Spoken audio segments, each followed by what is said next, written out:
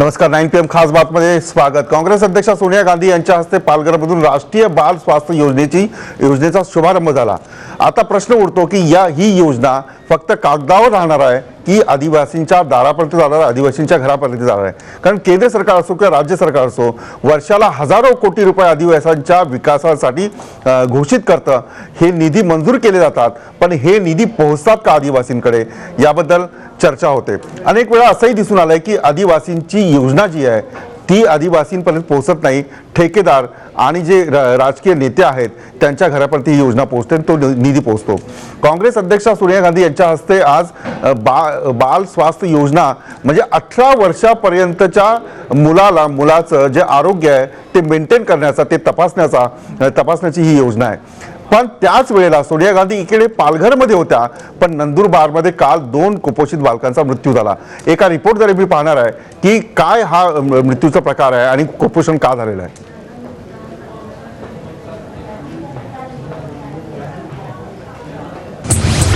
पालघरमध्ये सोनियांचा दौरा झोकात, तर नंदुरबारमध्ये कुपोषणाचे आणखी 2 बळी।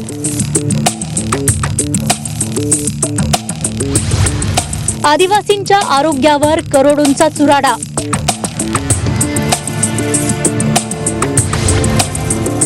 तरीही का वाढतायत कुपोषणाचे बळी?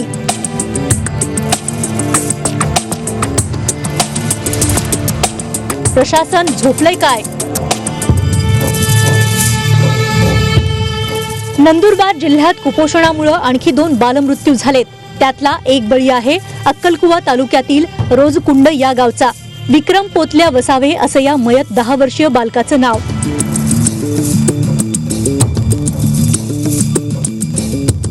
अक्कलकुवा ग्रामीण रुग्णालयातील वैद्यकीय अधिकाऱ्यांनी वेळीच रुग्णवाहिका उपलब्ध करून दिली असती तर कदाचित या बालकाचा जीव वाचला असता। प्रशासनाच्या निष्काळजीपणामुळेच आपल्या मुलाचा मृत्यू झाल्याचं पीडित कुटुंबियांचं म्हणणं आहे। तो इथं कुपोषित होता तेव्हा इथलं काही आशा अंगणवाडी सेविका वगैरे काही त्याला काही मदत आणली होती का त्यांनी? दिलं का? काय ना त्याला काही पावडर वगैरे दिली होती? काय ना देतो। तर दुसरीकडे विक्रम वसावे नावाचा रुग्णच आपल्या रुग्णालयात दाखल झाला नसल्याचा कांगावा अक्कलकुवा ग्रामीण रुग्णालयाच्या डॉक्टरांनी केलाय। पण मयत विक्रम वसावेला मोरंबा प्राथमिक आरोग्य केंद्रातून अक्कलकुवा रुग्णालयात हलवण्यात आल्याची रेफर स्लिप TV9च्या हाती आल्यानं डॉक्टरांचं पितळ उघडं पडलंय। त्यावर जिल्हा रुग्णालयानं नेहमीप्रमाणेच कारवाईचं नुसतंच आश्वासन दिलंय। प्रशासन म्हणून निश्चितच त्याच्यावर जर जो कोणी दोषी ठरेल त्यावर निश्चित कारवाई केली जाईल आणि त्याचे चौकशी अहवाल सुद्धा आम्ही पहिला जो केसचा आहे तो चौकशी अहवाल सिव्हिल सर्जन यांच्याकडे दिलेलाच आहे। याच रुग्णालयाच्या हलगर्जीपणामुळे गेल्या 2 जानेवारीला कुपोषित बालिकेच्या मृतदेहाची अवहेलना झाली होती। दोहरी मागत्या वसावे असं त्या दुर्दैवी मुलीचं नाव। त्यानंतर पुन्हा याच रुग्णालयाच्या कार्यक्षेत्रात कुपोषणामुळे आणखी एका बालकाचा मृत्यू झाल्यानं प्रशासनाचा निष्काळजीपणा उघड झालाय। म्हणूनच एकीकडे केंद्र सरकार आदिवासींच्या आरोग्य सुरक्षेसाठी करोडो रुपयांच्या योजना आखतायत, पण या योजनांची पुरेशी अंमलबजावणी होत नसल्यानं प्रशासनातला भोंगळपणा पुन्हा एकदा चव्हाट्यावर आलाय।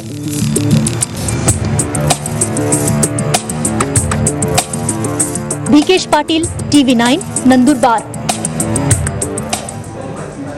एकीकडे केंद्र सरकारची बाल स्वास्थ्य योजना आणि दुसरीकडे नंदुरबारमध्ये कुपोषण सुरूच आहे। मी या विषयावर चर्चा करणार आहे। या चर्चेत सहभागी होतात आमदार विवेक पाटील साहेब, विवेक पंडित साहेब, त्याचबरोबर माधव गडकरी भाजपचे प्रवक्ते, निलेश पावसकर ॲडव्होकेट निलेश पावसकर काँग्रेसचे प्रवक्ते, आणि त्याचबरोबर सुरेश सावंत रेशनिंग कृती समितीचे पदाधिकारी आहेत, ज्ञानेश्वर तारवडे संचालक अपनालय संस्था आरोग्य विभागाची जी जबाबदारी आहे ती ज्ञानेश्वर तारवडे यांच्याकडे आहे। एकूणच या चर्चेतून मी हा मुद्दा काढणार आहे की खरंच या योजना ज्या आहेत त्या आदिवासींच्या घरात पोहोचतात का? मी सगळ्यात आधी जाणार आहे विवेक पंडित यांच्याकडे। विवेक जी, तुम्ही आदिवासी भागात काम करता, वसई, विरार, पालघर, जव्हार या सगळ्या भागात तुम्ही काम करता। आज सोनिया गांधींनी ज्या योजनेचं उद्घाटन केलंय, आज योजना जी सुरू केली आहे, सगळं महाराष्ट्र सरकारचं मंत्रिमंडळ तिथे उपस्थित होतं, मुख्यमंत्री उपस्थित होते। अत्यंत पैसा म्हणजे जास्त पैसा खर्च करून त्या तिथला जर पेंडॉल पाहिला तर त्या निधीचे पैसे होते। ही योजना खरंच आदिवासींच्या मुलांपर्यंत पोहोचणार आहे का?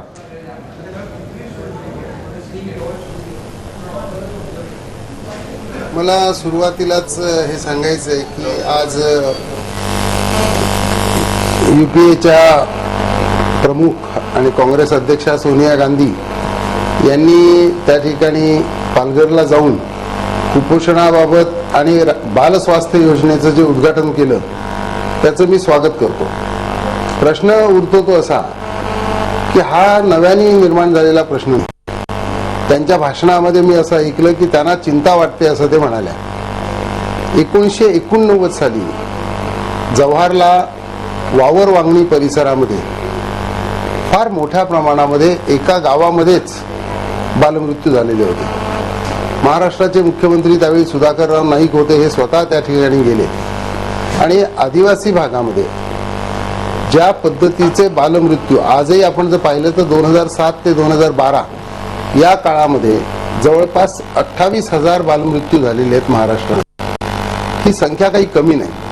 आणि हे बालमृत्यू जे काही होतात त्याला कुपोषण हे कारण आहे, परंतु हे कारण कधी मानलं जात नाही. वस्तुतः कुपोषण हे प्रत्यक्षदर्शी किंवा कॉज ऑफ ॲक्शन नसतं हे मी मान्य करतो.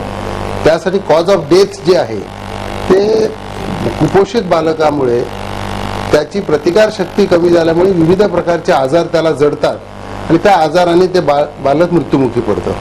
आणि कुपोषित बालक हे काही नव्याने सांगण्याची आवश्यकता नाही. हे कुपोषित होतं याचं कारण माता कुपोषित असते आणि माता कुपोषित असते याचं कारण मातेला गरोदरपणामध्ये जे सकस अन्न मिळायला पाहिजे ते नाही. ते सकस अन्न नाही याचं कारण त्या ठिकाणी रोजगार नाही. हे सर्व एक दुष्टचक्र आहे आणि ह्या दुष्टचक्राचा भेद 89 पासून आतापर्यंत घेण्यात महाराष्ट्र सरकार अपयशी ठरलेलं आहे. आणि म्हणून केवळ आदिवासी भागातच नाही तर अन्यत्रही आता नुकताच वर्ल्ड बँकेने जो सर्व्हे केला, पंतप्रधानांनी ज्याचं उद्घाटन केलं, त्यामध्ये मुंबईमध्ये सुद्धा मोठ्या प्रमाणामध्ये कुपोषण आहे हे मान्य करण्यात आलं. त्यामुळे बालस्वास्थ्य योजना केवळ बालकांची तपासणी करणं आणि तपासणीनंतर त्यांच्यावरती उपचार करणं ही एक प्रकारची दिखाऊ मलमपट्टी आहे असं माझं मत आहे. मूळ प्रश्नाला हात घालायला अजूनही आमची तयारी नाही. आज जे काही उद्घाटन सोनियाजींच्या हस्ते झालेलं आहे हे अशा दिखाऊपणाचं एक द्योतक आहे असं माझं स्वतःचं मत. बिलकुल, आपण या योजनेचं स्वागतही केलंय, पण तुम्ही सुधाकरराव नाईक यांच्या काळातली घटना मांडलेली आहे. मी सांगतो त्यावेळेला काय झालं होतं, सुधाकरराव नाईकांनी तब्बल 21 वेळा बैठक घेतली होती त्यावेळेला. कारण एका गावामध्ये अशा प्रकारच्या ज्या बालमृत्यू होत होते त्याची दखल सरकारने घेतली होती. स्वतः सुधाकरराव नाईक यांनी ही बैठक घेतली होती. त्याच वेळेला 12 व्हॅन, मोबाईल व्हॅन मधून जे धान्य आहे ते पुरवण्याची योजना सरकारने आखली होती. आज त्या व्हॅन कुठे गेला जनतेला माहीत नाहीये, सरकारला माहीत नाहीये. एवढी मोठी मुख्यमंत्र्यांनी एवढं मोठं पाऊल उचलल्यानंतर सरकारची जबाबदारी होती, सरकारमधील अधिकाऱ्यांची जबाबदारी होती की ही योजना लोकांपर्यंत नीट पोहोचायला पाहिजे. मी जाणार आहे माधव भंडारी यांच्याकडे. माधवजी, मला या प्रश्नाचं उत्तर द्या. विवेक पंडित यांनी योजनेचं स्वागत केलेलं आहे, पण ही योजना लोकांपर्यंत पोहोचत नाही. नेमकं काय होतं या योजनेचं? मी एक आठवण करून देऊ इच्छितो की आज जसं आदिवासी भागामध्ये काँग्रेसच्या अध्यक्षा सोनिया गांधींनी एका राष्ट्रीय बाल स्वास्थ्य योजनेचं उद्घाटन केलं, तसंच काही वर्षापूर्वी नंदुरबारला स्वतः सोनिया गांधी आणि पंतप्रधान मनमोहन सिंग दोघांनी एकत्र येऊन आधार कार्ड योजनेचं उद्घाटन केलं होतं.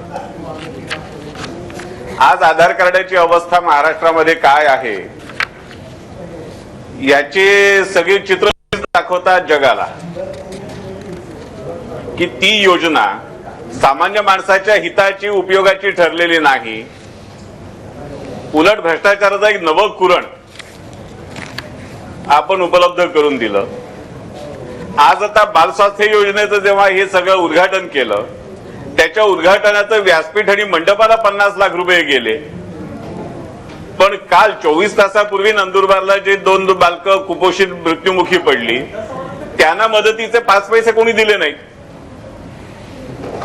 म्हणजे ह्या योजनेमध्ये ज्यांच्यासाठी योजना राबवणारच असं सांगितलं जातं त्यांचं फक्त नाव आहे.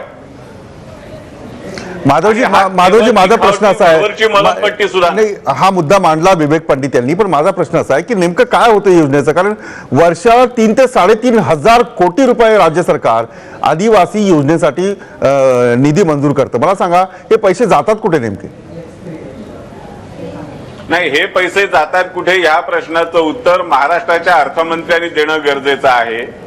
कारण विलास, मी आपल्याला आठवण करून देतो, गेल्या 3-4 वर्षांपासून महाराष्ट्रामध्ये आदिवासी उपयोजनेचा आणि समाज कल्याण विकासाचा पैसा हा दुसरीकडे वळवण्याचे किती प्रकार झाले ह्याची तुम्हालाही आठवण आहे. आणि हे पैसे कुठे वळवले? ते वळवले कृष्णा खोरे महामंडळाकडे. आदिवासी उपयोजनेचा पैसा सुद्धा कंत्राटदारांची बिलं देण्यासाठी वापरला. समाज कल्याण विभागाचा पैसा तिकडे वापरला आणि आदिवासींच्या आश्रमशाळांची अनुदानं दिलेली नाहीयेत. म्हणजे आदिवासीच्या नावाने निधी मंजूर करायचा आणि तो पैसा कृष्णा खोरे असो किंवा इतर ठिकाणी वळवायचा, खूप गंभीर आरोप आहेत आणि हे आरोप सातत्याने होत आलेले तरी सुद्धा सरकारचे डोळे उघडत नाहीये. मी जाणार आहे निलेश पावसकर यांच्याकडे. ॲडव्होकेट निलेश पावसकर प्रवक्ते आहेत काँग्रेसचे. मला विवेक पंडित यांनी जे म्हटलेलं आहे आणि माधव भंडारेंनी जे आरोप केलेला आहे, मला सांगा, अशा योजनांचं उद्घाटन करून फक्त लोकांना दिखावा करायची जी एक काम चाललेलं आहे, त्यातून एकच मेसेज जातो की फक्त घोषणा होते आणि घोषणेची अंमलबजावणी होत नाही. नाही, आपल्याला असं म्हणून चालणार नाही. एक लक्षात घ्या, विवेक पंडितांनी या योजनेचं स्वागत केलं आहे, त्याबद्दल मी खरं तर त्यांचंही अभिनंदन करतो. याचं कारण अतिशय जबाबदार असं विरोधी पक्षाचं त्यांनी या ठिकाणी दर्शन घडवलं आहे. मला वाटतं याच प्रकारची अपेक्षा सर्व पक्षांकडून आहे. एखादी योजना जेव्हा अभ्यासाच्या अंती तयार होते, ती सादर केली जाते आणि त्यानंतर ती योजना आपण जाहीर करतो, त्यावेळेला त्या योजनेचं जाहीर होणं सुद्धा तितक्याच मोठ्या प्रमाणावर होणं आवश्यक असतं, जेणेकरून त्याची माहिती सर्वसामान्यांपर्यंत पोहोचेल. आता बऱ्याचदा असं घडतं की प्रशासकीय यंत्रणेमध्ये किंवा त्याच्या अंमलबजावणीमध्ये काही प्रमाणात अडथळे येत असतात आणि त्यामुळे बऱ्याच ठिकाणी त्याचा जो रीच आहे, म्हणजे जी पोहोच आहे, ती हव्या त्या प्रमाणात कधी कधी दिसत नाही. पण मला वाटतं त्या ठिकाणी आपली ही सगळ्यांची जबाबदारी आहे की ज्या ठिकाणी जर ती पोचत नसेल तर ती पोचण्यासाठी आपल्याला प्रत्येकाला काय जबाबदारी पार पाडावी लागेल. आणि जर त्याच्यामध्ये जबाबदारी म्हणजे कुणाची जबाबदारी आहे? ही जबाबदारी मला वाटतं आपल्या सगळ्यांची आहे. याचं कारण असं आहे की जेव्हा आपण समाज म्हणून एकमेकाकडे पाहतो त्यावेळेला आपल्याला असं म्हणून चालणार नाही की आता सध्या सरकार काँग्रेसचं आहे म्हणून काँग्रेसची योजना आहे, तिचा आमचा काही संबंध नाही, ती योजना फसली तर आम्हाला पुढच्या निवडणुकीत त्याचा फायदा होईल, असा जर विचार कोणी करायला लागला तर तो फार विचित्र आणि फार गंभीर विषय होऊन जाईल. कारण शेवटी विरोधी पक्ष झाला तरी तो याच जनतेमधला आहे आणि याच आपल्या मातीतला आहे. त्यामुळे शेवटी जनता आपली आहे, आपल्या जनतेसाठी आपल्याला काही करायचं आहे. योजनेमध्ये काही त्रुटी असू शकतात आणि त्या जर असल्या तर त्या नजरेला आणून देणं, त्यात भ्रष्टाचार होत असेल तर तो उघड्यावर आणणं. माधवजी उत्तर द्या. आपलं तुम्ही ऐकलं निलेश पावसकर काय म्हणतात ते? काय त्यांचं असं म्हणणं आहे की योजना आम्ही घोषित केलेली आहे, आता आपल्या सगळ्यांची जबाबदारी की योजना लोकांपर्यंत पोहोचवणं. नाही, मला पावसकरांचं प्रतिपादन आवडलं. मला त्यांचं की योजना जोपर्यंत यशस्वी होत नाही तोपर्यंत ती सरकारची आहे आणि ती सरकारची योजना असल्यामुळे सगळ्या जनतेची जबाबदारी आहे ती यशस्वी करण्याची. आणि ती जर योजना चुकून यशस्वी झालेली दिसली तर मात्र त्याचं श्रेय काँग्रेसचं आहे, कारण ती योजना सोनिया गांधींनी जाहीर केली. जर ती योजना राबवली गेली नाही तर तो दोष प्रशासनाचा आहे. काही भ्रष्टाचार झाला तर तो नक्कीच प्रशासनाचा आहे आणि विरोधकांचा आहे, कारण विरोधक फक्त टीका करतात, ते योजना यशस्वी करायला मदत करत नाहीत. त्यामुळे योजना अपयशी झाली, भ्रष्टाचाराचं कुरण नवीन निर्माण झालं तर तोच दोष मात्र काँग्रेसचा नाही. हे खूप सोपं तत्वज्ञान आहे. अशा पद्धतीने या योजनांबद्दल कोणी बोललेलं नाही. योजना, सगळ्याच योजना कागदावर चांगल्या असतात, प्रश्न त्यांच्या अंमलबजावणीचा असतो. प्रश्न असतो अंमलबजावणीचा. कारण वर्षाला हजारो कोटी रुपये लोकांच्या खिशातले जातात, लोक जे कर भरतात त्याच्यातून हा पैसा असतो, हा पैसा लोकांपर्यंत पोहोचतो का, यावर मी चर्चा करतो. ही चर्चा मी सुरू ठेवणार आहे एका ब्रेक नंतर.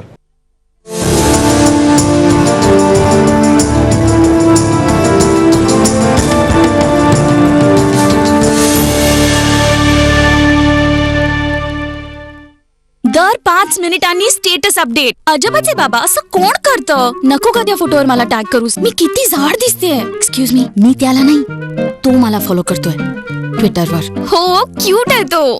आता त्याने फक्त माझे पिक्चर्स लाईक केले, पण त्यांनी काय होतं का? ज्यांचं संपूर्ण जग ऑनलाईन असतं त्यांच्यासाठी आहेत Vodafone made for you mobile internet offers. 1 to 1 dial करा आणि आपली ऑफर निवडा. दुनिया के लिए ये सिर्फ लाइट होती है, लेकिन हमारे लिए जहाँ शादी की रोशनी है वहीं रोशनी की शादी है। ये दीवार को थिएटर बनाए, नुक्कड़ को स्टेडियम बनाए, बरसाती को डिस्को बनाए और बस हर चेहरे पे रौनक लाए। हम जानते हैं आपके लिए रोशनी क्या मायने रखती है, इसलिए हमारी लाइट्स देती है 20% ज्यादा रोशनी। फिलिप्स, जिंदगी की रौनक।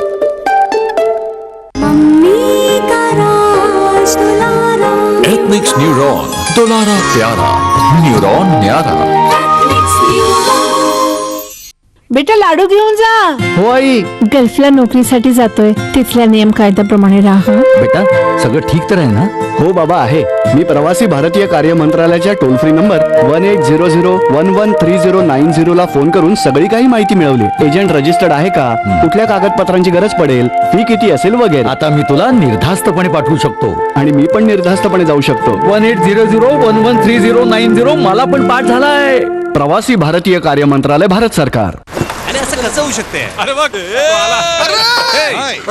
अरे तू तर अगदी आहेस तसाच आहे. अरे मग खात्या पित्या घरचा आहे मी. सगळं हॉटेल खाऊ नकोस. अरे यार, खूप भूक लागली. अरे तू तर अनेक वर्ष उपाशीच आहे. तोच पूर्वीचा ऑमलेट पाव आणि कडक चहा. आणि सांग काय चाललं? गाईस अरे यार तू तर कमाल करतोस यार. तुम्हाला वाटतं रिटायर झाल्यावर आयुष्य असंच असेल? ओके बाय, उद्या भेटू. अरे यशवंता ये ना, मी सोडतो तुला.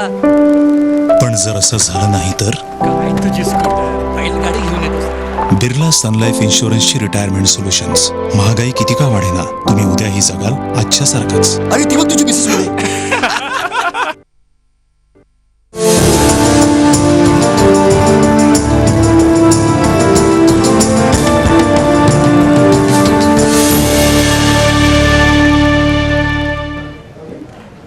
सरकारची जी योजना असते त्या योजनेची अंमलबजावणी होते का ही मी चर्चा करतोय. एक ताजी आकडेवारी आली होती, सरकारनेच ही आकडेवारी काढली होती. एकूणच 13,98,000 कुपोषित बालकं आहेत. म्हणजे 12,40,487 मुलं मध्यम कुपोषित आहेत. आणि त्यानंतर ज्यांची गंभीर स्थिती आहे त्याची 1,49,000 एवढी संख्या आहे. म्हणजे 3,500 कोटी वर्षाला आपण खर्च करायचे किंवा त्यातले समजा 50% जरी खर्च झाले तर ती योजना आदिवासींच्या घरापर्यंत जर पोहोचली तर कदाचित ही आकडेवारी कमी होऊ शकते. आता नुकतंच मुख्यमंत्र्यांनी एक विधान केलं होतं की महाराष्ट्रातली कुपोषित बालकांची संख्या जी आहे ती कमी झालेली आहे. असं एक विधान करून त्यांनी थोडासा मुलामा देण्याचा प्रयत्न केला होता. मी जाणार आहे आपणालयाचे जे पदाधिकारी आहेत ज्ञानेश्वर तारवडे, त्यांचा अभ्यास आहे या विषयावर. ज्ञानेश्वरजी, मला या प्रश्नाचं उत्तर द्या. एकूणच काय स्थिती आहे नेमकी, किती बालकं कुपोषित आहे? जसं विवेक पंडित यांनी मुद्दा उपस्थित केला की मुलगा कुपोषित झाला याचं जे त्याच्या आईवर सुद्धा जबाबदारी असते. आईच्या संदर्भात त्याचं नातं जोडलेलं असतं आणि म्हणूनच कुपोषणाचं प्रमाण जे आहे, आहार नीट मिळत नाही, आईला आहार नीट मिळत नाही, बालकावर त्याचा परिणाम होतो. काय वस्तुस्थिती आहे?